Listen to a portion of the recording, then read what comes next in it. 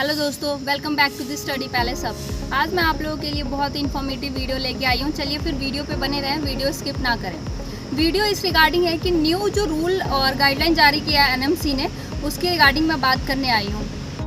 तो जैसा कि आप लोगों को पता होगा कि एनएमसी ने रूल जारी किया है, वो ये है कि पहले तो हम लोग एफएमजी का एग्ज़ाम देते थे इंडिया में आने के बाद, किसी अदर कंट्रीज से एमबीबीएस करने के बाद।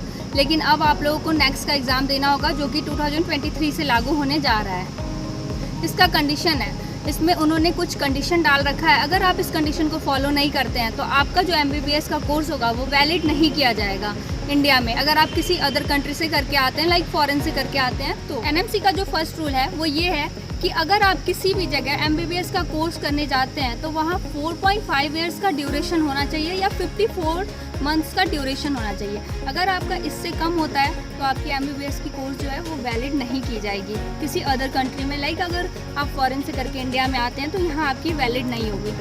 एंड सेकंड कंडीशन उसका, ये कंट्री में एमबीबीएस का कोर्स करने जाते हैं आपको वहीं पे 1 साल का इंटर्नशिप करना होगा। अगर हम बात करते हैं रसिया की, तो रसिया में अगर आप जाते हैं तो वहाँ पे आपका जो है 5 साल का कोर्स रहेगा और 1 साल का आपका इंटर्नशिप करना होगा। तो वहाँ पे 6 साल का जो ये रूल है वो पहले से फॉलो किया जा रहा है, तो वहाँ पे आपको किसी तरह की प्रॉब्लम नहीं होगी।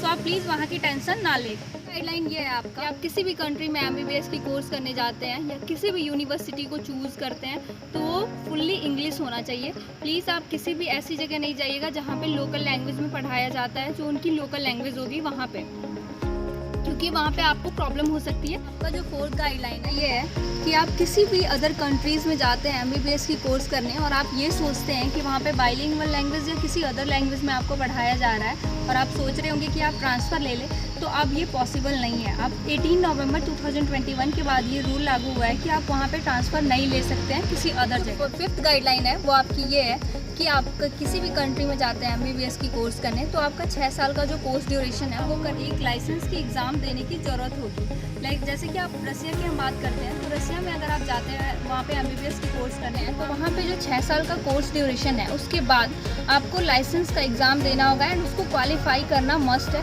उसके बाद ही आपको लाइसेंस मिलेगी एंड आपकी डिग्री वैलिड होगी। इंडिया में आके आप प्रैक्टिस कर सकते हैं ईजी। जो 6 गाइडलाइन है वो आपकी ये है कि अगर सपोज़ आप रसिया में जाते हैं तो वहाँ पे आप जो अपना 6 साल का कोर्स कंप्लीट करके आएंगे, उसके बाद आपको इंडिया में आने के बाद 1 साल का इंटर्नशिप करना कंपलसरी है, तभी आपकी जो डिग्री है वो वैलिड हो पाएगी।